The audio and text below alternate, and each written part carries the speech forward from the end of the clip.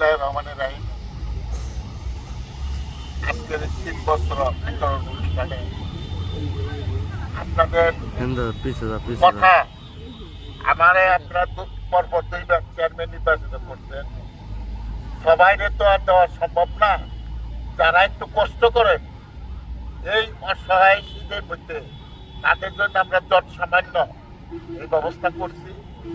এটা করছে মোটামুটি আমাকে সাওয়ার কাজে। আপনারা আমার জন্য যেভাবে দোয়া করছেন, আগামী দিনে শাওনের জন্য এবার একটু দোয়া করবেন। আপনারা শাওনটা একটু মনে রাখবেন, শাওনের কথাটা একটু মনে রাখবেন।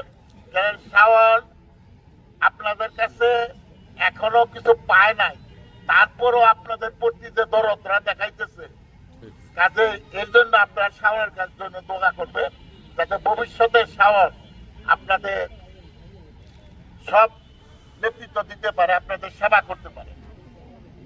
আর আগামী 12 তারিখে নির্বাচন, সেই নির্বাচনে আপনারা ধানের শীষে ভোট দিবেন। আমানুল্লাহ আমান আমাদের এলাকার এমপি।